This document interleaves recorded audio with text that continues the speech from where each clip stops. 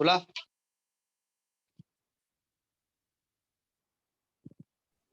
Yes sir. इसमें एक diagram बना हुआ है, देखिएगा। Torque on A rectangular current loop in a uniform magnetic field. अभी नहीं पढ़ाया गया ना? ये डेरिवेशन हुआ है कि नहीं हुआ है अभी?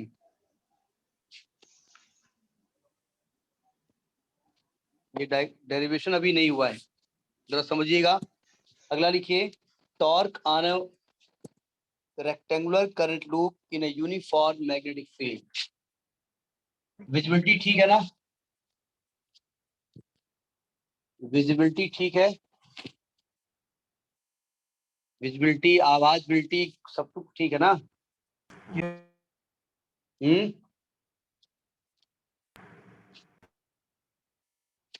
Torque on a rectangular current loop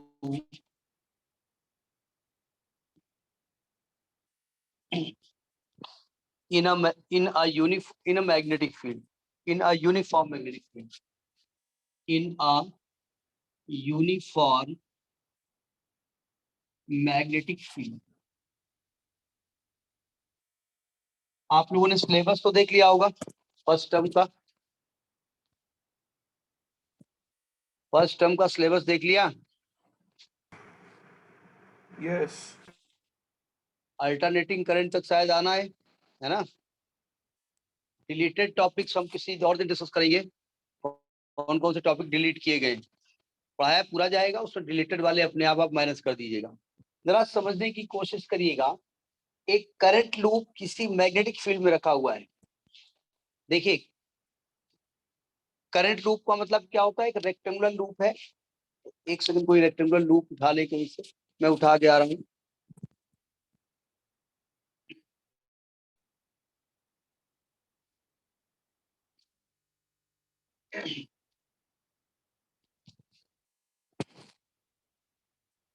ये एक रेक्टेंगुलर लूप है। इसको हमने मैग्नेटिक फील्ड में ऐसे भी रख सकता हूँ और ऐसे भी रख सकता हूँ। ठीक है, तो पहले ऐसे रख के बता रहा हूँ, पहला केस। और दूसरा इस प्रकार से इसको रोटेट करके बताता हूँ। तो जरा बुक में एक डायग्राम बना हुआ है बढ़िया सा, क्योंकि हम बढ़िया सा डायग्राम नहीं बना पाते हैं, घटिया सा बना पाते हैं, इसलिए हम बनाने की कोशिश कर रहे हैं। कहते हैं, मान लिया, डायग्राम दिख रहा है सबके पास, है ना? देखिए, ये एक मैग्नेटिक फील्ड है, एक मैग्नेट है। ये नॉर्थ पोल है, ये साउथ पोल है। ये नॉर्थ पोल है, ये साउथ पोल है। ये तो आपको दिख रहा होगा कि यहाँ पर एक मैग्नेटिक फील्ड क्रिएट हो जाएगा, नॉर्थ टू साउथ, है ना? इसमें एक एक करंट लूप रखा हुआ है। लूप का मतलब ये हुआ जाकर के एक रेक्टेंगुलर लूप रखा हुआ है। तो हमने एक रेक्टेंगुलर लूप इस प्रकार से रख दिया है। इस प्रकार से एक रेक्टेंगुलर लूप रखा हुआ है ऐसे। और इसमें जो करंट फ्लो करानी है, हमने फिलहाल इसको ऐसे नीचे खींच दिया है। और इसमें इस प्रकार से करंट हम किसी सोर्स से जोड़ेंगे और उसमें करंट इस प्रकार से फ्लो होना शुरू हो जाएगा। ठीक है, इसका नाम दे दीजिएगा PQRS, कोई नाम दे दीजिएगा PQRS। आपकी बुक से नाम दे रहे हैं तो बुक का ही नाम दे रहे हैं। ABCD जैसा बुक में वैसे ही बिल्कुल डिट्टो हम वही नाम दिए दे रहे हैं, जिससे कि आसानी से आपको समझ में आ जाए। ABCD। तो डायग्राम तो समझ में आ गया होगा, ठीक है। और मैंने AB की जो लंबाई है वो मान ली है B। ये लंबाई हमने A मानी है, बुक की ही वैल्यू ले रहे हैं। और ये लंबाई जो है ना, चौड़ाई का ये लंबाई की, इसको हमने B माना है। तो डायग्राम क्लियर हो गया। आप जानते हैं, जब कोई करंट कैरिंग कंडक्टर किसी मैग्नेटिक फील्ड में रखा होता है तो उस पर एक फोर्स एक्ट करता है। फॉर्मूला क्या होता है फोर्स का? F is IBL sir. IBL sin theta. तो देखिए, अब जरा AB पे बात करते हैं। Force on AB, force on AB। Actually इस लूप को हमने बनाया कैसे है? देखिए, लूप को हमने एक सर्कुलर, एक सिलेंड्रिकल, एक हमने इस प्रकार सिलेंडर लिया है और इस पर ऐसे लपेट दिया है।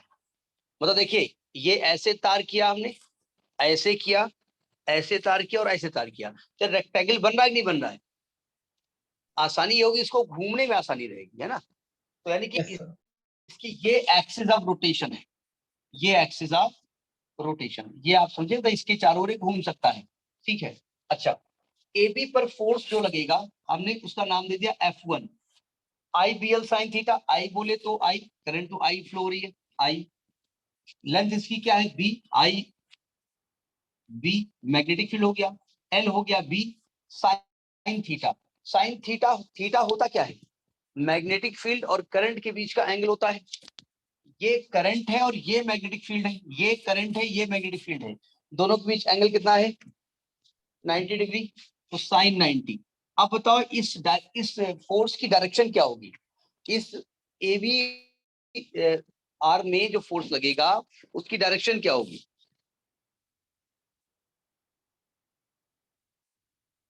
देखिए, या तो लेफ्ट हैंड रूल देख लीजिएगा, या हमको सबसे सही लगता है पाम रूल। पाम रूल क्या कहा, हमने कहा था कि राइट हैंड के Downward होएगा. हमको ऐसे फैलाएंगे, मैग्नेटिक फील्ड ऐसे लगेगा, तो डाउनवर्ड डायरेक्शन में ऐसे दिखा दें F1, और बहुत ज्यादा हो तो क्रॉस बना दें, यानी कि डाउनवर्ड डायरेक्शन में लगेगा। यानी कि ये F1 की वैल्यू क्या हो गई, आई बी बी, एल माना अच्छा होता है लेकिन बुक से मानना इसलिए Excuse me, मजबूरी sir. हमारी है। जी Sir? बताएं। सर एक बार डायग्राम पर समझा दो। ये एक नॉर्थ और साउथ पोल है, बुक सामने है आपके, एनसीईआरटी, यस सर। वो डायग्राम ऐसे बना हुआ है एक्चुअली, इस प्रकार से रखा गया है, ठीक है। तो थोड़ा सा 3D डायग्राम है, अब यहाँ 3D लोग देख सकते हैं कि मेरी आर्ट गड़बड़ है।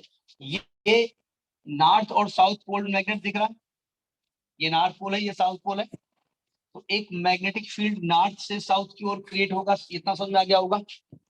और हमने एक करंट लूप को ऐसे रख दिया, रेक्टेंगुलर लूप, ये लूप रखा हुआ है, ये ऐसे बिल्कुल सीधे ऐसे रखा, टेढ़ा मेढ़ा नहीं रखा हुआ है, बिल्कुल सीधे रखा हुआ है, डायग्राम समझ में आया। और ये एक्सिस ऑफ रोटेशन है, इसके चारों ओर ही रोटेट कर सकता है ऐसे ऐसे, ठीक है, मतलब टिल्टेड नहीं है, सीधे रखा हुआ है। और हमने यहाँ से करंट फ्लो कराई, किसी भी तरीके से फ्लो कराई, हमें उससे मतलब नहीं है कि करंट बैटरी कहाँ से जोड़ी, हमने करंट आई फ्लो कराई, तो यहाँ करंट ऐसे फ्लो होती चली जा रही है। डायग्राम तो क्लियर हो गया होगा। तो हमने कहा ए बी पर Yes, sir. कितना फोर्स लगेगा, ए बी की लंबाई हमने बी मानी है और इसकी ए मानी है, क्योंकि बुक में मानी गई इसलिए हमने सेम डिटो ही मानी है। जैसे बुक से आप देखें तो आपको समझ आ जाए हाँ क्या बताया जा रहा है। तो फोर्स ये लगेगा डाउनवर्ड, आई बी एल, ये समझ में आ गया होगा। अब जरा सी डी पे आ जाते, पहले सी डी देखिए, force on C D, force on C D, इसका नाम दे दिया हमने F2, फॉर्मूला तो ये होगा आई बी बी साइन 90। अब बताइए F2 पे जो फोर्स लगेगा उसकी डायरेक्शन क्या होगी, Upward. अपवर्ड डायरेक्शन में फोर्स लगेगा, पक्की बात है। Yes, sir. भाई देखिए, राइट हैंड पाम रूल अगर लगा दीजिए, right hand palm rule, left hand thumb rule लगा सकते हैं, ये भी आप ठीक है, ये लेफ्ट हैंड भी लगा सकते हैं, राइट हैंड, हम राइट हैंड लगाते हैं। तो हमने क्या बताया था कि करंट की डायरेक्शन में हम ऐसे अंगूठा रखेंगे, अब हथेली ऐसे हो नहीं सकती है, तो हम ये करंट डायरेक्शन रखेंगे ऐसे, ये अब ज्यादा टेढ़ा मेरा हाथ नहीं हो पाएगा, ये अंगूठा नीचे जा रहा है और हथेली उधर जा रही है, तो हथेली आपकी तरफ आ रही नहीं आ रही है, तो ये F2 किधर लगेगा, F2 अप, अप के लिए डॉट बना दे, तो ये अपवर्ड डायरेक्शन में लगेगा, यानी कि F2 is equal to I B B. अच्छा, जरा BC पे आइए, BC पे फोर्स की बात करते हैं, force on BC, force on BC। ये बताइए BC जो है वो मैग्नेटिक फील्ड के साथ कितना एंगल बना रहा है, तो 0 बना रहे हैं. 0, तो इससे फोर्स कितना लगेगा, 0। 0. और ये जो DA है वो कितना बना रहा है एंगल, Minus 180. 180, 120. 180, तो फोर्स ऑन BC भी 0 हो जाएगा और फोर्स ऑन DA भी 0 हो जाएगा, यानी कि इन दोनों पे कोई फोर्स एक्ट नहीं करेगा इस कंडीशन में, have you got it. Yes, sir. अब जरा देखिए, ये दोनों जो फोर्सेस हैं F1 और F2, इनकी वैल्यू सेम है, Yes, दोनों sir. एंटी पैरेलल है, Yes, तो sir. दोनों की लाइन ऑफ एक्शन अलग अलग पॉइंट पे है, तो इसको हम कहते हैं कपल। आपने छोटे क्लास में पढ़ा होगा कि ऐसे दो फोर्स जिनका मैग्नीट्यूड सेम हो, जो एंटी पैरेलल हो और जिनकी लाइन ऑफ एक्शन अलग अलग हो, दे फॉर्म द कपल। यानी कि ये कपल क्या करेगा, कपल इसको, ये वाला फोर्स इसको नीचे ले जाने की कोशिश करेगा, ये वाला ऊपर जाएगा, तो ऐसे घूमेगी कि नहीं घूमेगी? Yes, sir. कौन सी साइड घूमेगी? ए घूमेगी ना, ऐसे ऐसे। Yes, तो sir. देखा ये जाए तो एक्चुअली में ये ऐसे रखा हुआ है, ये F1 अंदर की तरफ, F2 ऊपर तरफ ऐसे घूम रहा है, ये चीज घूम रही नहीं घूम रही है? Yes, मतलब sir. फोर्स एक तरीके से इस वाली आर्म पे एक अंदर लग रहा है, एक बाहर लग रहा है, सही कह रहा हूं मैं? यानी कि अगर हम चाहें तो इसको BC ऐसे बना दें, ठीक है, और एक F1 नीचे की तरफ और F2 ऊपर तरफ बना दें। तो अगर हम इसका टॉर्क निकालना चाहें, या तो मोमेंट ऑफ कपल बोले या इसको टॉर्क बोले, कोई भी नाम आप दे सकते हैं। तो अगर टॉर्क निकालेंगे, आप लिखेंगे F1 and F2 for a couple. तो टॉर्क जब निकालेंगे तो टॉर्क का डायरेक्ट फॉर्मूला आप लगा सकते हैं और इनडायरेक्ट भी लगा सकते हैं। अब देखो मैं इनडायरेक्ट लगा रहा हूं, टाउ इज इक्वल टू, जरा समझिएगा, ये एक्चुअली जो BC है ना, ये जब रोटेट करेगी तो अपने मिडिल पॉइंट के अलोंग रोटेट करेगी। इसका जो एक्सिस ऑफ रोटेशन होगा वो क्या होगा? BC का मिड पॉइंट होगा, सही कह रहा Yes, हूं मैं? sir. अच्छा, और ये पूरी साइड A है तो ये A/2 होगा, ये भी A/2 होगा।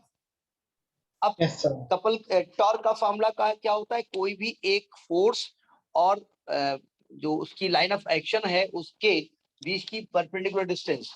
अब बताइए F1 इसको कौन सा वाइज घुमाने की कोशिश कर रहा है? एंटी क्लॉकवाइज, और Yes. F2 भी एंटी क्लॉकवाइज हो रहा है। तो यानी कि F1 into A/2 plus F2 into A/2, और F1 F2 की वैल्यू सेम है, तो हमने कहा IBB कॉमन ले लेंगे, A/2 प्लस A/2 A हो जाएगा, तो IB into B into A, B into A क्या दिख रहा है? B into A that is the area, यानी कि IBA, tau is equal to IBA।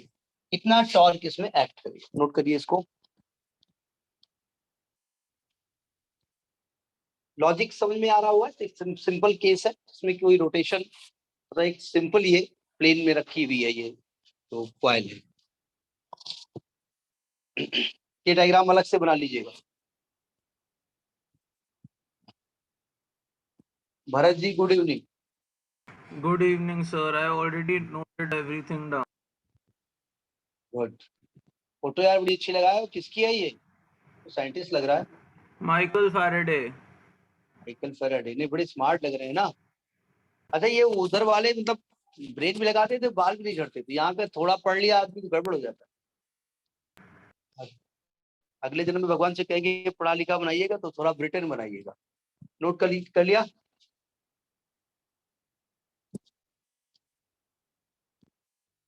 Sir बहुत ज्यादा 1 मिनट। क्या हो गया? Sir 1 minute please. आवाज बहुत धीमी आ रही है।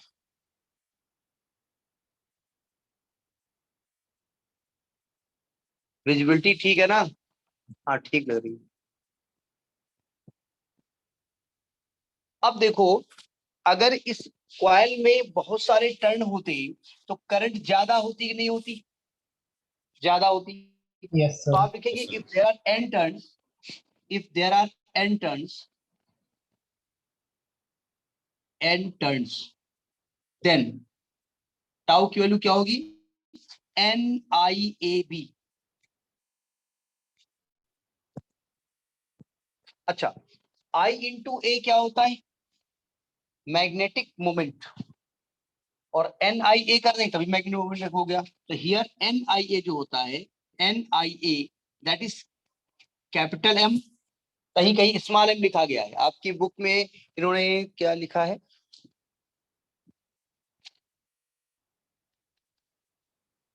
इन्होंने लिखा है, कहाँ लिखा है? स्मॉल m लिखा है, तो आप स्मॉल m लिख दो। स्मॉल m, इसको कहते हैं magnetic dipole moment, magnetic dipole moment. यानी कि tau is equal to MB formula होता है, ये टॉर्क का फार्मूला होता है, tau is equal to MB। और इसको जब वेक्टर फॉर्म में लिखते हैं तो tau is equal to M cross B, ये एक वेक्टर क्वांटिटी है, M क्रॉस B। बिल्कुल आप जैसे इलेक्ट्रिक डायपोल मोमेंट में पढ़ा था आपने, टाउ बराबर पीई साइन थीटा, क्योंकि यहाँ थीटा जो है ना 90 डिग्री है, तो इसलिए थीटा कहाँ से लिया गया, इसके एरिया वेक्टर से। और एरिया वेक्टर क्या है इसका, इस प्रकार से नॉर्मल टू द सरफेस होता है।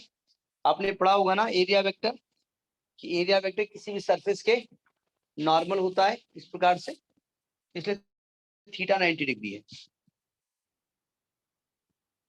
तो ये हो गया आपका एक स्पेशल केस हो गया यहाँ पर, कि जब एक कॉइल सीधे मैग्नेटिक फील्ड में रखी हुई है।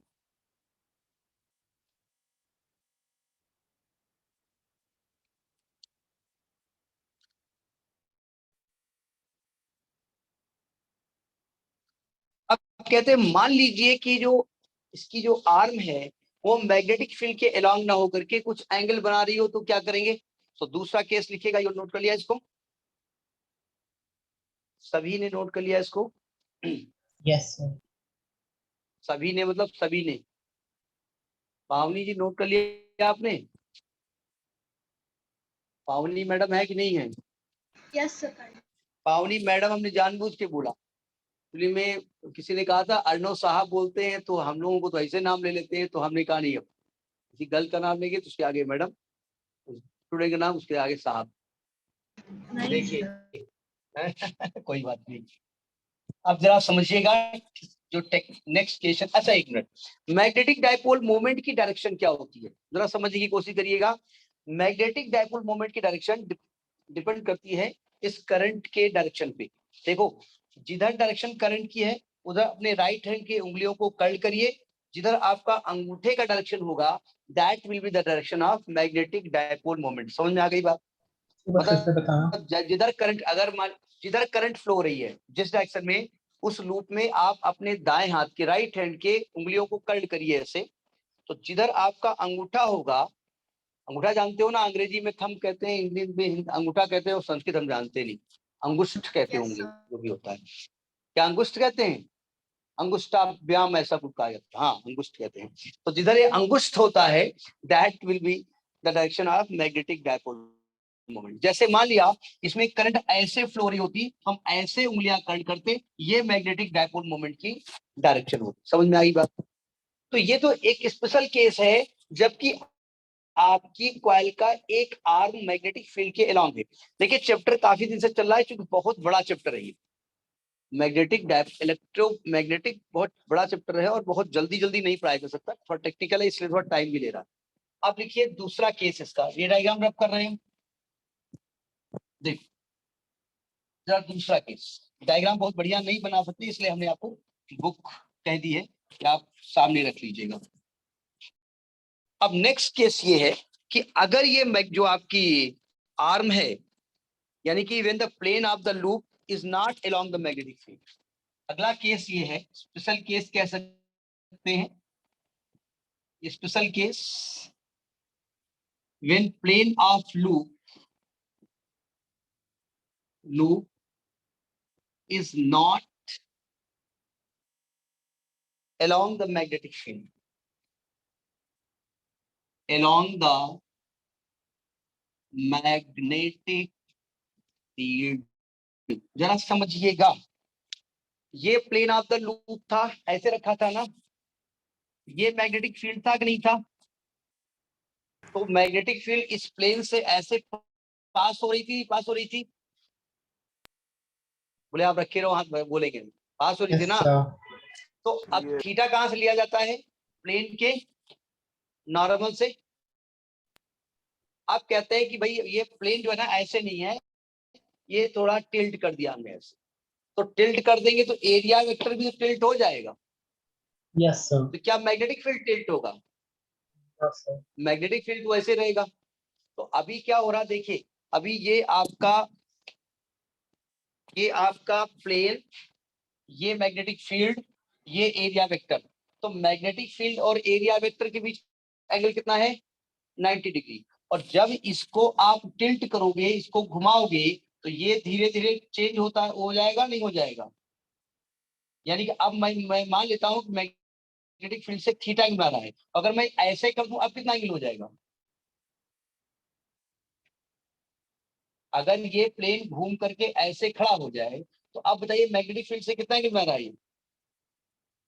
एरिया वेक्टर 0 बना रहा है। भाई मैग्नेटिक फील्ड आपका ऐसे था ना, क्यों Yes, sir. बोल क्यों नहीं रहे हो? और सरफेस ऐसे रखा हुआ था, ये एरिया। अब बताइए मैग्नेटिक फील्ड इस सरफेस पे है कि नहीं है? बोले नहीं सरफेस के पीछे। अरे तो पीछे का इसके अंदर से कहाँ ऐसे एंटर करा देंगे? तो अब बताइए मैग्नेटिक फील्ड इस प्लेन पे है कि नहीं है? Yes, तो sir. ये एरिया वेक्टर है। तो अगर मैं इसको घुमा के ऐसे घुमा दूं तो देखिएगा ध्यान से, अब देखो थीटा की बना रहा नहीं परपेंडिकुलर। ये देखो यहां से आप देखिए कार्डिनल बिल्कुल ये ऐसे है और अब ऐसे घूमता चला जा रहा है। और जब बिल्कुल ये खड़ा हो जाएगा थीटा कितना हो जाएगा? 0 नहीं हो जाएगा? 0 हो जाएगा. तो कुछ ऐसा केस हम लेके चल रहे हैं, ठीक है। तो जरा डायग्राम को ध्यान से देखिएगा क्योंकि फोर्सेज यहाँ पर भी दिक्कत करेंगे, बस यही है और कुछ नहीं है, सावधान। ये एक मैग्नेटिक फील्ड है, ये नॉर्थ पोल है, ये साउथ पोल है। कुछ लोग कहते हैं ये मैग्नेट है, कुछ लोग कहते हैं ये इलेक्ट्रोमैग्नेट है। हमसे उससे मतलब नहीं है। इलेक्ट्रोमैग्नेट का मतलब you can take permanent magnet, you can take electromagnet. Electromagnet बोले तो इसके ऊपर कॉइल लपेट देंगे and as you as the current will flow ये एक मैग्नेट बन जाएगा, ठीक है। करंट ऐसे फ्लो होगी तो ये नॉर्थ पोल, करंट ऐसे फ्लो होगी तो ये साउथ पोल हो जाएगा। हमसे उससे मतलब नहीं है। अब देखिए हमने इस कॉइल को थोड़ा घुमा के रखा, कॉइल को ऐसे रखा, ये कॉइल थोड़ा सा घूम गई ऐसे और यहां से करंट ऐसे इसमें एंट्री मारी, ये करंट यहाँ पर ऐसे पूरी में घूम रही है। ऐसा कुछ है, मैग्नेटिक फील्ड दिखा नहीं रहा हूँ, गंदा हो जाएगा इसलिए नहीं दिखा रहा हूँ। ये मैग्नेटिक फील्ड है, ये सरफेस था, अब सरफेस ऐसे टिल्ट हो रहा है तो ये जो इसका एरिया एलिमेंट ऐसे कुछ हो जाएगा। सही कह रहा हूं मैं? पहले ऐसे था, अब ये ऐसे एरिया एलिमेंट हो गया है। ये कॉइल ऐसे एरिया एलिमेंट था, अब ये ऐसे घूम गई है। तो अब एरिया एलिमेंट जो है इसका यानी एरिया वेक्टर के ये वो मैग्नेटिक फील्ड के साथ कुछ एंगल बना रहा है, ठीक है। तो डायग्राम क्लियर हुआ? Yes, इसकी sir. लेंथ L, इसकी लेंथ L यहाँ पे दिखा सकते हो, यहाँ बाहर दिखा दो चाहे यहाँ दिखा दो। इसकी लेंथ B, ये भी B, ये भी B। ये इसका एक्सिस ऑफ रोटेशन, क्योंकि इसी एक्सिस से चारों ओर इसको और रोटेट करना है। इसका नाम दे दो, बुक से ही नाम हम कर रहे हैं, ABCD।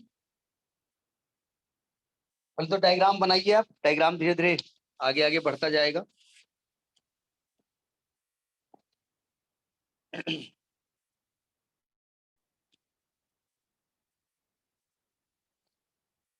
अब पहले फोर्स ऑन ए बी की बात करते हैं। मैंने एल और बी मान लिया, आप लिख दीजिए, थोड़ा ए और बी थोड़ा अजीब लग रहा था, एल और लेंथ और ब्रेथ मान लिया। फोर्स ऑन ए बी की बात करते हैं।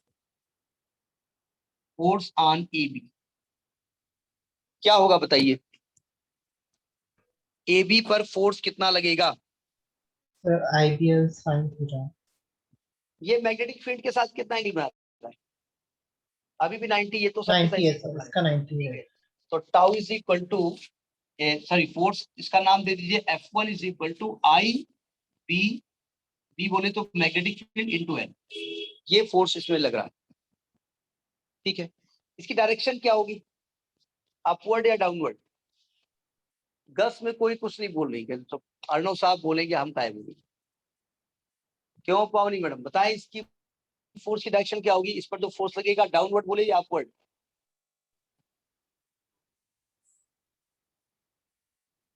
दाया हाथ तैयार करिए अपना, तो खाने के लिए मत तैयार करिए, पढ़ने के लिए तैयार करिए। अंगूठा इन डायरेक्शन ऑफ करंट, उंगलियां इन डायरेक्शन ऑफ मैग्नेटिक फील्ड, हथेली इज डाउनवर्ड, तो force will also be downward. Force किधर लग रहा है इसमें? डाउनवर्ड। ये बताओ इस फोर्स को यहां दिखा दे हम कॉर्नर पे, कोई दिक्कत? चलिए फिलहाल यही दिखाई दे रहे। ये F1 है जो कि डाउनवर्ड डायरेक्शन में लग रहा है, यानी ये डाउनवर्ड डायरेक्शन में लग रहा है, ठीक है। भाई बढ़िया सा ध्यान से समझोगे बहुत बढ़िया समझ में आएगा। अगर गड़बड़ किया तो डायरेक्शन इसमें खा जाएगी, समझ लेना। अब फोर्स ऑन CD की बात कर, फोर्स ऑन CD, इसको नाम दे दिए F2। तो ये भी IBL लगेगा, ये किधर लगेगा? अपवर्ड डायरेक्शन में लगेगा। तो अपवर्ड ऐसे बना दें हम F2, बहुत ज्यादा हो डॉट बना दें अपवर्ड के लिए। बहुत ज्यादा डायग्राम में किसपिस मत करिएगा कि एग्जाम में समझ में नहीं आ रहा है क्रॉस टाइप बना या डॉट का बना, समझ जाता है वैसे पढ़ा लिखा होता है वो, लेकिन आप यहाँ लिख दीजिए अपवर्ड डायरेक्शन में। अब जरा यहाँ पर देखिए कि BC पर कितना फोर्स लग रहा है, क्या BC मैग्नेटिक फील्ड की डायरेक्शन में है? नहीं, घूम गई है थोड़ी सी, ठीक है। अब थोड़ा मैं दो तरीके से उसको समझाने की कोशिश कर रहा हूँ। BC पर फोर्स कितना लगेगा और किस डायरेक्शन में लगेगा, हम दो तरीके से इसको समझाने की कोशिश करते हैं। देखो ध्यान से, ये इधर की ओर करंट कितनी फ्लो रही है, I, I, और लेंथ एलिमेंट क्या है, V, B, तो पूरा लेंथ IB हो गया, I इंटू बी ने IB हो गया। IB का जो, अगर मैं मान लूं कि ये मैग्नेटिक फील्ड से अल्फा एंगल बनाता है, तो IB का ये कंपोनेंट हो जाएगा IB cos अल्फा, और ये बनाइएगा नहीं होगा, ये कंपोनेंट हो जाएगा IB sin अल्फा, ठीक है। अब बताइए जो cos अल्फा वाला कंपोनेंट है, cos अल्फा वाला कंपोनेंट, उसकी डायरेक्शन क्या है, फील्ड के लॉन्ग, तो उस पर फोर्स कितना लगेगा, 0, और इसकी डायरेक्शन क्या है, अपवर्ड डायरेक्शन में, yes sir, ठीक है। ये करंट है ना, करंट का कंपोनेंट एक तरीके से, तो अपवर्ड डायरेक्शन में थीटा कितना है, alpha, 90 डिग्री, 90 डिग्री जो है अच्छा, ना, नहीं हाँ नहीं वो ये देखिए ना मैग्नेटिक फील्ड से कितना की बात है, yes, ये मैग्नेटिक फील्ड है ना अपवर्ड डायरेक्शन में, तो फोर्स अपवर्ड ही लगेगा इसमें। यहाँ पे आओ जरा, यहाँ पर ये आई भी है, ये एंगल अल्फा है कि नहीं है, ये भी अल्फा है, yes sir, तो IB का ये कंपोनेंट क्या होगा, IB cos अल्फा, तो ये कंपोनेंट होगा IB sin अल्फा। अब देखो इस cos, ये cos कितना एंगल बना रहा है, 180 डिग्री, तो इस पर भी फोर्स कितना लग रहा है, 0, 0, और इस पर फोर्स नीचे की तरफ है। अगर हम कुछ भी मान लें, ये दोनों जो फोर्सेस होंगे ये दोनों इक्वल एंड अपोजिट होंगे, और opposite, दोनों की लाइन ऑफ एक्शन सेम होगी, क्योंकि इसी के आगे ये रोटेट कर रहा है, ठीक है। तो ये नेट फोर्स कितना हो जाएगा, 0, 0। तो एक्चुअली में बॉडी जो रोटेट कर रही है वो किसके अलावा रोटेट कर रही है, किसकी वजह से रोटेट कर रही है, F1 और F2 की वजह से कर रही है। ये पॉइंट समझ में आया कि नहीं आया, yes sir, देखो समझना मेन है और सब तो बढ़िया है, ठीक है। अच्छा इसमें रोटेट कौन करेगा, BC रोटेट करेगा ना, yes sir, तो एक्चुअली जब हम इसको दिखाएंगे, जब टॉर्क दिखाएंगे तो हम खींचेंगे क्या, ये BC खींचा हमने, ठीक है, और ये BC का मिड पॉइंट, जरा पॉइंट समझने की कोशिश करिएगा, ये हमने BC खींचा है, यही रोटेट करेगा ना आपका। सभी को समझ में आ रहा है कि एक आदमी यस सर बोला और बोले ठीक उसी यस सर में मेरा भी यस सर शामिल है, सभी को बात समझ में आ रही है, पावनी बात Yes, समझ में आ एक रही है। बार ये बता दो क्या फोर्स एक्ट कर रहा है ऊपर BC पर, ये सामने आ रहा है। देखो इधर करंट की तरफ फ्लो हो रही है, ऊपर की तरफ, दूसरी तरीके से समझिएगा, करंट की तरफ फ्लो हो रही है ऊपर की तरफ, मैग्नेटिक फील्ड इधर की तरफ, फोर्स अंदर लगेगा। यस सर, अब जरा समझिएगा, अंदर मतलब ऐसे इसको दबाने की कोशिश करेगा। अब ये थोड़ा गड़बड़ है कि ये ऐसे रोटेशन नहीं होगा इसका, और क्योंकि एक्सिस आपकी रोटेशन की ये है, तो इस पर इसकी वजह से फोर्स लग रहा है वो अंदर लग रहा है, और इसकी वजह से ऊपर लग रहा है। ये दोनों फोर्सेस क्या करेंगे, एक तरीके से समझिएगा, ये जो कॉइल है वो ऐसे रखी हुई है, ठीक है, देखो ध्यान से, और रोटेट ऐसे हो रही है, ठीक है, ऐसे रोटेट नहीं हो रही है, ऐसे रोटेट हो रही है। तो ऐसे रोटेट के लिए F1 क्या करेगा, अंदर फोर्स लग रहा है, और F2 ऊपर लग रहा है, तो ऐसे रोटेट कर रहा है। दोनों बातें समझ में करेंगे। यस सर, अब देखो जो मैं कंपोनेंट फॉर्म कर रहा हूँ, ये फॉर्म लगभग मेरा अपना दिमाग है कि इसको कैसे समझाया जाए, अलग अलग बुक में अपना अपना फॉर्म समझाया गया है। अगर मैं इस करंट को IB मान लूं टोटल, तो IB का जो, और मैं मान लूं कि जो ये वाला जो एंड है, ये वाला जो एंड है वो ऐसे रोटेट होकर गया है, और मैग्नेटिक फील्ड से अल्फा एंगल बना रहा है, तो ये IB cos अल्फा, ये IB sin अल्फा होगा। IB बोले तो करंट, IB मतलब क्या होता है, करंट ही तो है ना, आई समझ लो उसको, आप बी भूल जाओ, आई समझ लो। अब देखो ये जो I sin अल्फा है वो ऊपर की ओर फ्लो हो रही है, तो मैंने ऊपर डायरेक्शन में अपना अंगूठा कर दिया, मैग्नेटिक फील्ड डायरेक्शन में अपनी उंगली कर दी, तो हथेली अंदर की तरफ है, तो ये वाला फोर्स इसको अंदर ऐसे डालने की कोशिश करेगा नहीं करेगा? अच्छा करेगा। पक्का? Yes sir. और ये वाला इसको ऊपर करने की कोशिश करेगा। यही आपकी एक्सिस ऑफ रोटेशन, और एक्सिस ऑफ रोटेशन के अलावा अगर ऐसे फोर्स एक लगाओगे कि ऐसे लगाओगे, ठीक है, तो ये इसको ऐसे रोटेट तो कर नहीं सकता, क्योंकि आपकी कॉइल ऐसे रोटेट हो रही है। तो ये दोनों इक्वल और अपोजिट फोर्स होने की वजह से इनका नेट फोर्स 0 माना जाएगा। समझ में आई बात नहीं आई? यस सर आ गया। समझ में बात आई? अच्छा, रोटेट कौन कर रहा है? रोटेट बीसी कर रहा है ना भाई। एक्चुअली में ये वाला जो फोर्स है, ये फोर्स से एक्चुअली रोटेट तो ये ऐसे इसको कर रहा है, ये चीज रोटेट हो रही है ना। तो बी पर फोर्स किधर लग रहा है? डाउनवर्ड। और सी पर फोर्स किधर लग रहा है? अपवर्ड। तो मैं ऐसा करता हूं कि बी पर मैं डाउनवर्ड फोर्स ऐसे दिखा देता हूं F1, और सी पर फोर्स अपवर्ड दिखा देता हूं F2। कोई दिक्कत? F1 और F2 की वैल्यू सेम है कि नहीं है? दोनों एंटी पैरेलल है कि नहीं है? और दोनों की लाइन ऑफ एक्शन अलग अलग है कि नहीं है? इसका मतलब ये दोनों कपल फॉर्म कर रहे हैं नहीं कर रहे हैं?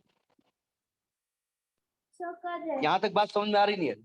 अब जरा समझिएगा, ये आपका सरफेस देखो, थोड़ा प्रैक्टिस, थोड़ा 3D डायग्राम में ध्यान समझिएगा। ये सरफेस पहले ऐसे रखा हुआ था, मैं बीसी की बात कर रहा हूं, ये बीसी रखा हुआ था, और बीसी का ये एरिया एलिमेंट था। जब मैंने इसको रोटेट किया, इस तो एरिया एलिमेंट भी रोटेट हो गया, तो हमने माना इसका एरिया एलिमेंट हमेशा बीसी के परपेंडिकुलर रहेगा नहीं रहेगा? Area Yes, sir. एलिमेंट रहेगा तो हमेशा बीसी के परपेंडिकुलर। यानी कि अगर मैं बीसी के परपेंडिकुलर कोई लाइन खींच दूं, तो ये एरिया एलिमेंट है कि नहीं है? Yes, sir. ये मैग्नेटिक फील्ड है कि नहीं है? ये तो मैंने इसको थीटा मान लिया, कोई मान सकते हैं आप, ऊपर वाला मान लीजिएगा, ठीक है। अब जरा समझिएगा, ये F1 और F2, ये F1 की लाइन ऑफ एक्शन है, ये F2 की लाइन ऑफ एक्शन है। तो दोनों के बीच की परपेंडिकुलर डिस्टेंस ये होगी कि नहीं होगी? सी क्यू होगी। Yes, sir. तो अगर कोई एक फोर्स इनटू दोनों के बीच की परपेंडिकुलर डिस्टेंस का मल्टीप्लाई कर दूं, तो टॉर्क निकल आएगा नहीं निकल आएगा? Yes, sir. यहां तक सबको बात समझ में आई है? सभी मतलब सभी? मीर साहब से भी बात हो रही है, विदिशा मैडम से भी बात हो रही है, भरत से भी बात हो रही है, मानव से बात हो रही है, अमन से बात हो रही है, वो लोगों से बात हो रही है। नहीं, वो मैं यहाँ नाम देख रहा हूँ। हाँ, एक मिनट, सभी को बात समझ आ रही ना? बढ़ू आगे में? अच्छा, ये इसके बीच की दूरी कितनी है, ये तो निकालनी है आपको। और बीसी के बीच की दूरी कितनी है? B. BC is equal to small B है। अच्छा, तो अब एंगल तो मुझे मालूम नहीं, तो एंगल निकालने की कोशिश करो। देखो ध्यान से, ये थीटा है, तो ये एंगल कितना होगा? 90 minus theta. और ये एंगल कितना होगा? So 90 minus theta. तो ये एंगल कितना होगा? So theta. थीटा निकल आया। तो इन ट्रायंगल PQC, PQC ये 90 है, इसमें क्या लगा दें हम? Sign theta. साइन थीटा लगा देंगे तो आएगा perpendicular QC upon hypotenuse BC। तो QC की वैल्यू आएगी BC साइन थीटा, BC बोले तो B साइन थीटा, ये QC आ जाएगा। तो जब टॉर्क हम निकालेंगे टाउ, तो क्या होगा? एक कोई फोर्स इनटू इनके बीच की परपेंडिकुलर डिस्टेंस हो जाएगा IBL into B sine theta. ये एरिया हो गया, तो IBA साइन थीटा। बस वहां पर थीटा 90 डिग्री था, यहाँ थीटा 90 डिग्री नहीं है। Have you got this concept? Yes, yes, sir. let me just take it down. ये IB वाला जो कांसेप्ट समझ में आया नहीं आया? देखिए, वो अलग अलग तरीके से होता है, कुछ लोग अपना ऐसे ऐसे हाथ करके बोले ऊपर नीचे रिजल्टेंट 0, वो भी चल जाता है।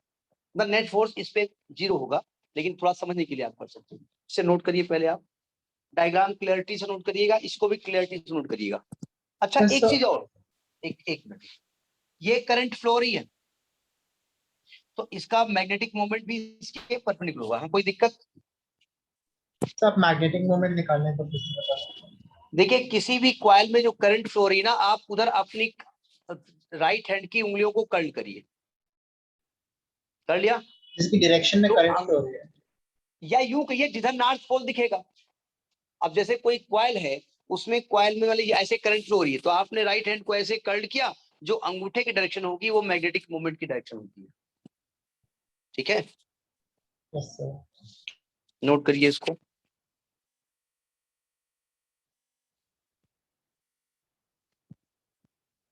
बहुत टेक्निकल प्रूफ है, ये समझ लीजिएगा, थोड़ा सा टफ तो नहीं हम कहेंगे। Sine theta 0 QC upon BC के नीचे क्या लिखा है? ये दोनों लेफ्ट में। क्यूसी निकाल ये लिया जो हमने, last- क्यूसी निकाल लिया, क्यूसी निकाल लिया हमने। ये QC निकाला है। बीसी भाई क्यूसी चाहिए ना आपको। कोई एक फोर्स और दोनों फोर्स के बीच की परपेंडिकुलर डिस्टेंस का प्रोडक्ट, यही तो आपका डायपोल मोमेंट होता है, सॉरी कपल का टॉर्क होता है, इसी को टॉर्क कहते हैं ना।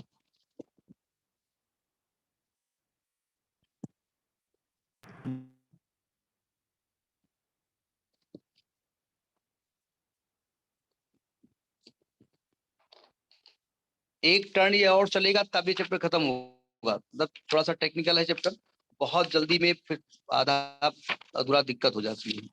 नोट करिए, फिर अभी एक थोड़ा एक चीज और बता दें इसमें।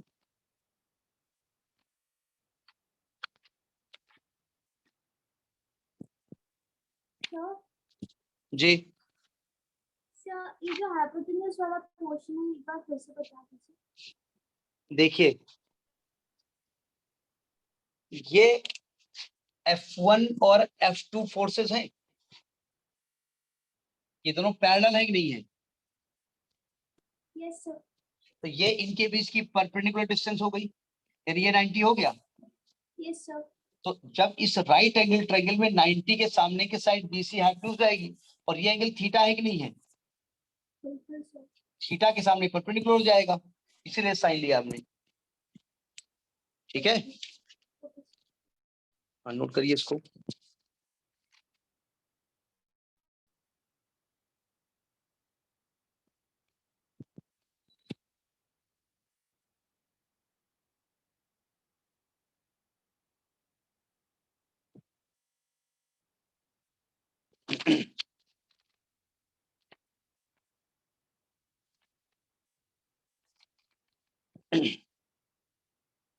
हो गया?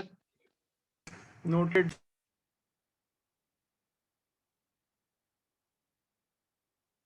भरत जी पढ़ाई समझ में आ रही है इंटरमीडिएट की?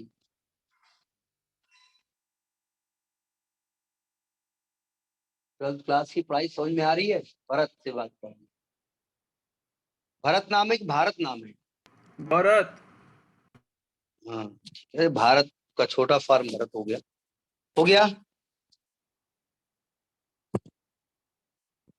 Yes, sir. अब आते हैं मूविंग कॉइल गैल्वेनोमीटर। सबने नोट, अरे एक मिनट एक मिनट, थोड़ा और इसको बढ़ा दीजिएगा। ये डायग्राम बना लिया सबने? डायग्राम बना लिया Yes. सबने? अब उसमें सबने तो किसी का नाम है ही नहीं। अच्छा, if there are n turns, if there are n turns in the coil, अगर कॉइल में n टर्न्स हैं, तो आप जानते हैं टाउ बराबर होता है NIA साइन थीटा, और NIA क्या होता है? Magnetic dipole moment. तो tau is equal to IMB sine theta, और इसको अगर हम वेक्टर फॉर्म में लिखें तो M क्रॉस B, ये फार्मूला होता है। ठीक है, अब लिखिए मूविंग कॉइल गैल्वेनोमीटर किस तरह काम करता है, क्या होता है, जरा समझिएगा, बहुत इंपॉर्टेंट है, लॉन्ग क्वेश्चन पूछा जाता है इसके बारे में। एक टर्न और आपका चलेगा तब चैप्टर ये फिनिश हो पाएगा, चैप्टर लेंदी है, बढ़िया चैप्टर है ये। रब कर दें? नो सर, ये वाला रहेंगे। Yes sir. Moving coil galvanometer, galvanometer कैसा गैल्वेनोमीटर है, करंट नापेगा नहीं, केवल पहचान जाता है, डिटेक्ट कर लेता है, इसलिए बहुत इंपॉर्टेंट।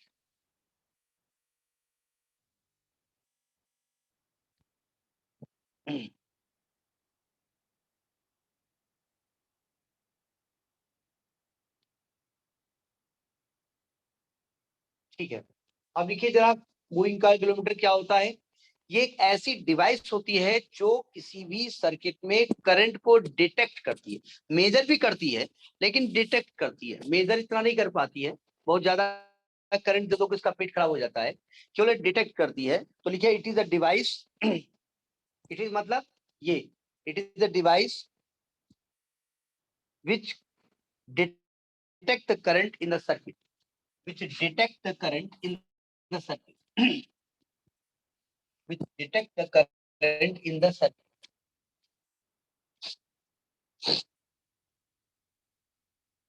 तो ये तो हो गया कि मूविंग कॉइल गैल्वेमीटर होता क्या है। अब ये किस प्रिंसिपल पर काम करता है, तो अगला लिखिए प्रिंसिपल क्या इसका है। प्रिंसिपल इसका क्या है?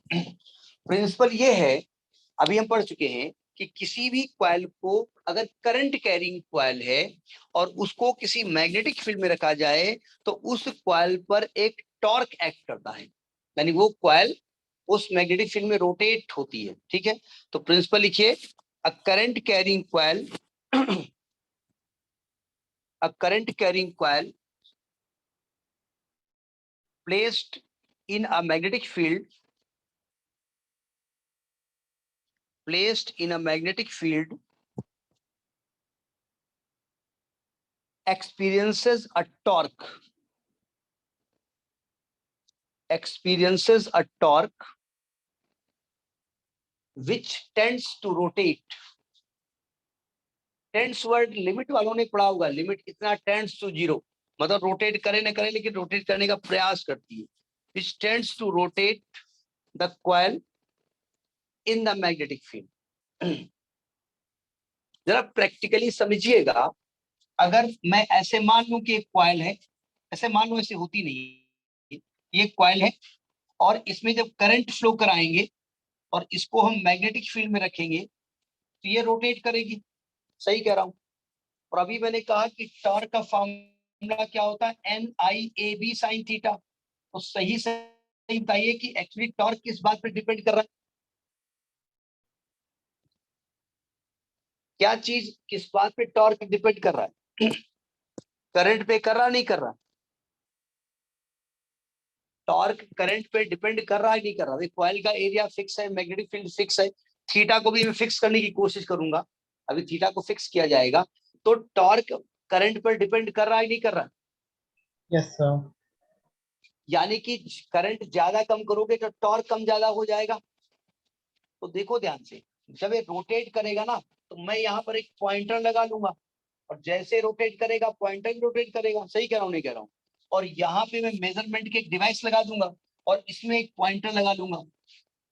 कैसे पॉइंटर काम करेगा कि भैया ऐसे होगा, ये पॉइंटर लगाए, जैसे ये रोटेट करेगी पॉइंटर भी घूमेगा ऐसे, और पॉइंटर इस पर घूमेगा और हमको आइडिया मालूम हो जाएगी कि कितने एंगल से घूमने से कितनी करंट फ्लो रही है। तो इस प्रकार से करंट को हम मेजर कर सकते हैं।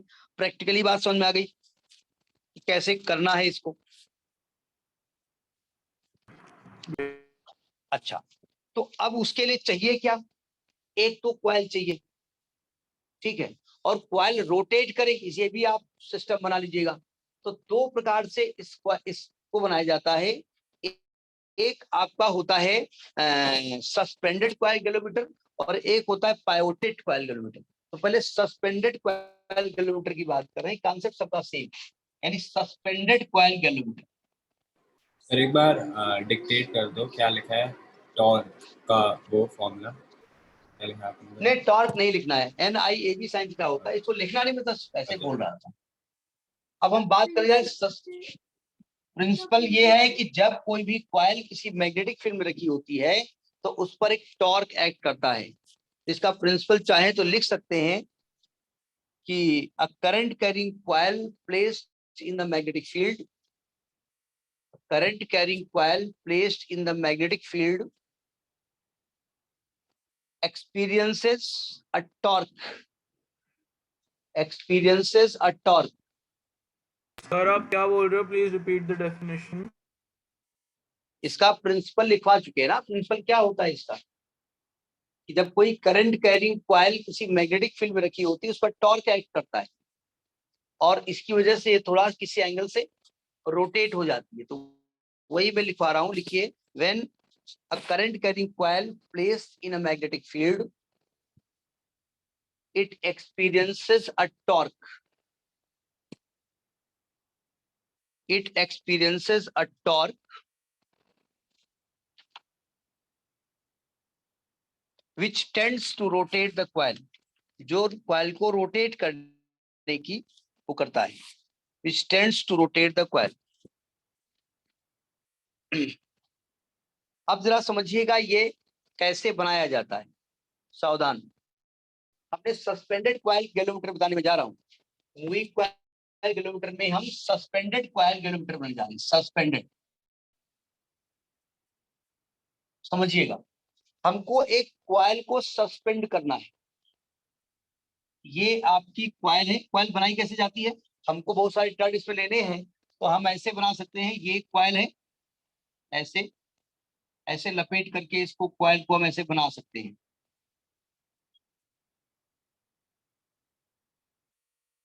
ये दूसरा एंड यहां निकालेंगे और एक एंड आपका ये कॉइल समझ आई. आप केवल रेक्टेंगुलर दिखा दीजिए, वो तो अपने को समझाने के लिए बनाया है. बताइए, रेक्टेंगुलर एक कॉइल है और ये एक तार के द्वारा यहां से सस्पेंड कर दी गई है. ये तार है फॉस्फर ब्रॉन्ज का. Phosphor bronze. अब ये ना कहना कि ये कौन सा मेटल होता है, मेटल तुम जानो. और इसको इस प्रकार से फिक्स किया गया है यहां से कि ये रोटेट हो सकता है और यहां से करंट हम इस पे फ्लो कराएंगे तो ये सस्पेंड हो गई और इसको मैग्नेटिक फील्ड में रखेंगे. अब जरा मैग्नेटिक फील्ड कैसा होगा यहाँ पर. मैग्नेटिक फील्ड यहाँ पर रेडियल मैग्नेटिक फील्ड होगा. अब रेडियल के बारे में बाद में बात की जाएगी. रेडियल मैग्नेटिक फील्ड होता है. ठीक है. देखो रेडियल मैग्नेटिक फील्ड होता कैसे, पहले उसको समझ लीजिएगा. देखो ध्यान से, इसको कैसे बनाते हैं. सावधान. ये कॉइल जो लिपटी है ना, ये कॉइल किस पे लिपटी हुई है.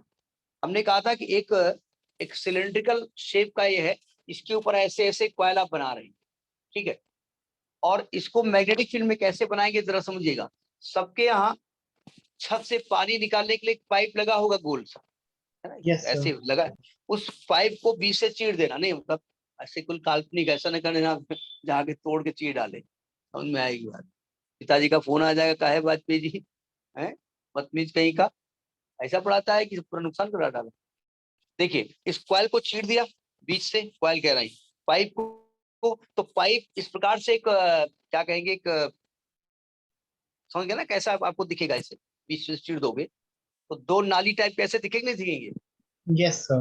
यानी कि एक तरफ का ऐसे दिखेगा, ऐसे दिखेगा, ऐसे, और एक तरफ का ऐसे दिखेगा. ठीक है. और ये मैग्नेट इसके अंदर फिट कर देते हैं. ये रेडियल मैग्नेटिक फील्ड क्रिएट करता है. कैसा मैग्नेटिक फील्ड है इसमें, रेडियल मैग्नेटिक फील्ड. अब रेडियल मैग्नेटिक फील्ड होता कैसा है जरा समझिएगा. अब ये याद भी करना पड़ेगा. देखिए, आपने इस कॉइल को किस पे बनाया, लपेटा है, इस सिलेंडर पे लपेटा है. ऐसे एक तार ले गए, ऐसे तार लाए, ऐसे तार लाए, ऐसे तार ले गए, ऐसे लाए, ऐसे तार लपेट रहे हैं ना आप. क्यों, क्योंकि इस सिलेंडर को घूमने में आसानी होती है. लेकिन अगर इस कॉइल को आप बाहर निकालोगे तो कॉइल का शेप कैसा दिखेगा भाई. ये कॉपर का वायर है, ऐसे तार किया, फिर ऐसे तार किया, फिर ऐसे तार किया, फिर ऐसे तार किया, Rectangular. रेक्टेंगुलर होगा. अच्छा, अगर आप ऊपर से ऐसे देखोगे, फ्रंट व्यू, टॉप व्यू, तो आपको यहाँ पर तार ऐसे दिखाई पड़ेगा ना सीधा. Yes, sir. तो देखिए ध्यान से, आप करेंगे क्या यहाँ पर. ये मैग्नेटिक फील्ड है. मैं बता रहा हूँ रेडियल मैग्नेटिक होता कैसा है. ये रेडियल मैग्नेटिक फील्ड है. यानी ये पाइप आपने जो काटा है ना, ये पाइप जो ऐसे काट दो पार्ट कर दिए है ना, ऐसे पाइप निकला हुआ है और इसके अंदर कॉइल रख दी है. ऐसे ऊपर से देखोगे तो आपको इस वाले सिलेंडर का टॉप दिखाई पड़ेगा. और टॉप में आपको क्या दिखाई पड़ेगा, यानी इसके ऊपर एक टॉप ऐसे दिखाई पड़ेगा गोल गोल सिलेंडर जो है, और इसके ऊपर कॉइल लिपटी हुई है, तो कॉइल आपको ऐसे दिखाई पड़ेगी नहीं दिखाई पड़ेगी, ऐसे दिखेगी ना। एक्चुअली में इधर की ओर आपने कॉइल ऐसे लपेटा है, सीधे ले गए, फिर ऐसे लेके आए, तो जब ऊपर देखोगे तो आपको यही वाली 2 3 4 5 तार दिखाई पड़ेगी। Yes, sir. सभी को बात समझ में आ रही नहीं आ रही है? Yes, sir. Yes, sir. अब जरा देखिए देखिए, ये जो आपका सिलेंडर, ये जो जो मेटल है, ये आपका फेरोमैग्नेटिक सब्सटेंस है, अभी आगे पढ़ाया जाएगा। फेरोमैग्नेटिक सब्सटेंस क्या करता है, मैग्नेटिक फील्ड को अपनी ओर खींच लेता है, अपने अंदर कर लेता है। अभी बनाइएगा नहीं, यानी ये मैग्नेटिक फील्ड ऐसे जाएगा और यहाँ से ऐसे निकलेगा, ऐसे जाएगा और यहाँ से ऐसे निकलेगा, ऐसे जाएगा और यहाँ से ऐसे निकलेगा, ऐसे जाएगा और यहाँ से ऐसे निकलेगा, ऐसे जाएगा और यहाँ से ऐसे निकलेगा, ऐसे जाएगा और यहाँ से ऐसे निकलेगा, ऐसे जाएगा और यहाँ से ऐसे निकलेगा। ये मैग्नेटिक फील्ड इसमें ऐसे एंट्री मारेगा। अभी मैं गलत बता रहा हूँ, समझाऊंगा ये कहना क्या चाहते हैं। और ये ऐसे निकलेगा, अंदर नहीं दिखाई पड़ेगा आपको, आपको बाहर बाहर दिखाई पड़ेगा। अब देखो ध्यान से, क्या मैग्नेटिक फील्ड ऐसे जाएगा? ऐसे नहीं जा सकता ना। अगर ऐसे मैग्नेटिक फील्ड जाए, ऐसे जाए, तो बीच में इंटरसेक्ट करेगा, Yes, sir. और मैग्नेटिक लाइन इंटरसेक्ट करती नहीं है, नहीं समझे? तो होता क्या है, ये मैग्नेटिक लाइंस कैसे जाती है, ये जो मैग्नेटिक फील्ड है ना, इसी को कहते हैं रेडियल मैग्नेटिक फील्ड। क्या कहते हैं? Radial magnetic field. कैसे? देखो एक्चुअली यहां से निकलती है लाइंस, और ये ऐसे यहाँ टर्न हो जाती है, यहां से निकलती है ऐसे यहाँ टर्न हो जाती है, यहां से निकलती है ऐसे यहाँ टर्न हो जाती है, यहां से निकलती है ऐसे यहाँ टर्न हो जाती है, यहाँ से निकलती है टर्न हो जाती है, यहाँ से निकलती है टर्न हो जाती है, यहाँ से निकलती है टर्न हो जाती है। ये मैग्नेटिक फील्ड होता है। ये पॉइंट समझ में आया? कहीं इंटरसेक्ट कर रही हैं, आपको लग रहा है ये लाइन ये दिख रही ना, ये ऐसे टर्न होकर इधर निकल रही है। अब जरा देखिए ध्यान से, आप जो इसका फ्रंट टॉप व्यू देख रहे हैं, जरा अपनी कॉइल को देखो, जरा ध्यान से समझिएगा। अगर ऊपर से कॉइल आप देख रहे हो, अगर कॉइल ऐसे रखी हुई है, तो अब बताओ इस मैग्नेटिक फील्ड के पैरेलल है कि नहीं है? इस वाली लाइन पैरेलल है। Yes, sir. थीटा कितना होगा? 90. Sorry, 0. 90। थीटा कहां से लिया आता है? एरिया वेक्टर से। Area vector, sir. Area vector किधर? इसके परपेंडिकुलर है। Yes, sir. अगर ये कॉइल घूम करके ऐसे चली जाती है तो थीटा कितना होगा? 90। Yes, sir. अगर ये कॉइल घूम के ऐसे चली जाएगी, थीटा कितना होगा? 90। तो फायदा क्या हो रहा है, ये कॉइल घूमेगी तो always the area vector will be perpendicular to the magnetic field. Have you got it? Yes, sir. इसीलिए ये रेडियल मैग्नेटिक फील्ड दिया जाता है। तो आपको केवल लिखना पड़ेगा कि this coil is suspended between the radial magnetic field. आपको रेडियल मैग्नेटिक फील्ड को एक्सप्लेन नहीं करना है, कभी कभी अलग से पूछ लिया जाता है कि what is radial magnetic field, के बारे में अलग से हम लिखवा देंगे, अभी हम समझा रहे हैं क्यों। अच्छा, अब आपने क्या किया, इसको रेडियल मैग्नेटिक फील्ड के अंदर रोटेट छोड़ दिया। अब जरा समझिएगा सावधान, इसमें करंट फ्लो कराइए आपने, ऐसे कैसे भी करंट फ्लो हो रही है, हमसे मतलब नहीं। आपको एक कॉइल बनाइएगा। अब देखो यहाँ पर करते क्या है, यहाँ पर एक मिरर लगा देते हैं और यहाँ पर एक पॉइंटर लगा देते हैं। जैसे कॉइल घूमेगी तो पॉइंटर घूमेगी, ऐसे। वो तो बात की बात है। यहाँ पे हम क्या करते हैं, यहाँ पर एक स्प्रिंग लगा देते हैं, यहाँ पर एक स्प्रिंग लगा देते हैं, और इसको कहते हैं हेयर स्प्रिंग। क्या कहते हैं? Hair spring. हेयर स्प्रिंग का मतलब जिसके हेयर हैं वो जानते होंगे, हेयर बड़े सॉफ्ट होते हैं। जिनके हेयर हैं वो जानते होंगे हेयर बहुत सॉफ्ट होते हैं ना। तो बड़ी सॉफ्ट स्प्रिंग लगाती है, बहुत ही हल्की स्प्रिंग होती है, और यहां से करंट फ्लो कराती है। अब ये पॉइंट समझ में आया? डायग्राम समझ में आ गया कि नहीं आ गया? Yes, sir. अब देखो ध्यान से, यहां तक सभी को समझ में आ गया? गर्ल्स, Yes, मैडम्स एंड अर्नो टाइप सर्स। हाँ, अब जरा समझिएगा, जैसे इसमें करंट फ्लो होती है, तो इसमें टॉर्क क्रिएट होता है। कितना होगा? Tau is equal to NIAB sin theta. What is theta here? 90 degree, always 90 degree. तो टाउ इज इक्वल टू कितना क्रिएट होगा? NIAB। ये टॉर्क क्या करेगा? ये टॉर्क इसको घुमाने की कोशिश करेगा, नहीं घूमेगा, So इधर घुमाएगा A ना। and B क्या है?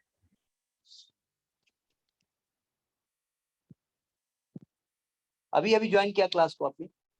No sir. टॉर्क का फॉर्मूला अभी हमने प्रूव कराया थोड़ी देर पहले। मैं ऐसे ऐसे एक्शन कर रहा था, क्या कर रहा था सबसे? नहीं सर, मैं इस सिचुएशन में पूछ रहा था। सिचुएशन तो सेम होगी ना। Yes, sir. सिचुएशन तो होगी। इस कॉइल को आपने बनाया, एन टर्न्स बनाया। अभी जो कॉइल को घुमा रहे थे वही तो कॉइल ये है। Okay sir. इसके अंदर आने से थोड़ी काम चल जाएगा। ठीक है, तो टॉर्क NIAB एक्ट करेगा। अब बताइए, ये जब एक्ट करेगा तो ये जो स्ट्रिप है ये ऐठेगी कि नहीं ऐठेगी? ऐठन होगी इसमें। भाई कोई चीज ऐसे आप मोड़ रहे हो तो इसमें एक मोड़, इसमें से इसमें एक ऐठन क्रिएट होगी नहीं होगी? होगी। Yes, एक sir. मरोड़ होगी ना। अरे आप कोई रस्सी, ये रस्सी है ना, फास्फोरस ब्रॉन्ज की स्ट्रिंग है, ये स्ट्रिंग है। तो ये ऐठेगी कि नहीं ऐठेगी? इसमें मरोड़ होगी ना। मरोड़ मतलब पेट वाली मरोड़ नहीं होती है। ऐसे जैसे रस्सी को ऐंठ रहे हो, जैसे झूला होता है ना, झूले को ऐसे ऐसे ऐसे घूमो तो वो रस्सी ऐसे ऐंठ जाती है ना, नहीं हो Yes, जाएगी। sir. और ये जब मुड़ेगी तो करने की कोशिश क्या करेगी? अच्छा, ये भी स्प्रिंग भी मोड़ रही है।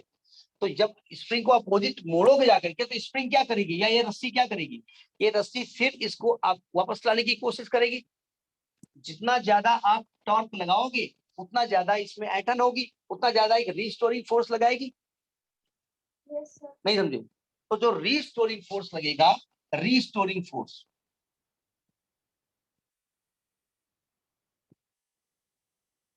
उसको कहेंगे C5। सी आपका जो है एक कांस्टेंट है, इसको टॉर्सनल कांस्टेंट कहा जाता है। जो सी है टॉर्सनल कांस्टेंट कहलाता है। तो इसका मतलब समझिए होता क्या है। देखो, आपने किसी रस्सी को 1 डिग्री से ऐसे मोड़ा। आपने देखा होगा मम्मी कभी कभी, जिनके यहाँ वॉशिंग मशीन हो तो ठीक है, मम्मी कभी कोई चदरा धोती है, चद्दर होती है बड़ी मोटी, ऐसे धो के बाहर निकालेगी तो उससे पानी निचोड़ने में दिक्कत हो जाती है। ऐसे निचोड़ेंगे तो ऐसे चदरा घुमाएंगी और जैसे छोड़ेंगी वो दर तो ऐसे घूमेंगे नहीं घूमेगा? बोले नहीं हम तो देखते नहीं, हम धोने दीजिए, क्या दीजिए, हम तो गंदा करते ही कोई चदरा। Yes, sir. हाँ, तो वो गर्ल्स काम कराती है इसलिए ऐसे बोले। अब इसमें अर्णव नहीं बोलेंगे क्योंकि अर्णव से मतलब नहीं है कि मम्मी क्या धोती है। तो देखिए, Sir, हमने इस रस्सी को 1 डिग्री से घुमाया, ये रस्सी वापस आने की कोशिश करेगी नहीं करेगी? करेंगे अभी ने सर। सुना, करेगी। तो जितने फोर्स से लगेगी उसको हमने टॉर्सनल कांस्टेंट मान लिया। 2 डिग्री से घुमाएगा तो 2C लगेगा फोर्स, 3 डिग्री से घुमाया 3C लगा, और 5 से घुमाया तो C5 लगा। ये टॉर्सनल कांस्टेंट होगा। देखो, आपका जो टाउ है वो क्या कर रहा है, कॉइल को ऐसे घुमाने की कोशिश कर रहा है, और ये टॉर्सनल कांस्टेंट, ये रस्सी की ऐठन क्या कर रही है, इसको अपोजिट घुमाने की कोशिश करेगी। एक समय ऐसा आएगा कि दोनों आपस में इक्वल हो जाएंगे। NIAB is equal to C5। तो करंट मेजर आप करेंगे C5 अपॉन NAB। इस फॉर्मूले से आप करंट मेजर कर लेंगे। समझ में आई बात? Yes, sir. तो ये जब बुक से पढ़ोगे तो पूरा समझ में आ जाएगा। ठीक है, एक टर्न हम, समझ आ गया। अरे तो सब राजा बच्चा थोड़ी होते हैं, कुछ गड़बड़ भी होंगे ना। कुछ लोग तो ऐसे चाय भी पी रहे होंगे, कुछ लोग प्लेट में बढ़िया सा फ्रूट भी रखे होंगे, हैं, वो तो sir, दिख नहीं रहे। हाँ जी, sir, time is over. हाँ, टाइम हम खुद ही ऑफ करने जा रहे हैं। ठीक है, तब तो मेरे घर में डिनर हो भी जाता है और हम यहाँ पे बैठ के पढ़ते रहते अरे मैं तो 10:30 बजे तक क्लास लेता हूँ, उसके बाद डिनर वगैरह होता है। पहले काम फिर डिनर। चलिए, एक क्लास और इसका लेंगे, इसके बाद ही खत्म हो जाएगा। Okay, good night. हैं। सर Thank you, एक sir. सेकंड रुकेंगे प्लीज, ये हाँ हाँ हाँ, आप लिख लीजिए।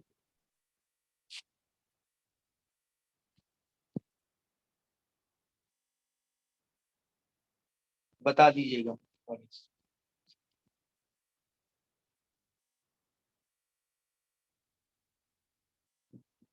Done sir. Okay Good night, sir.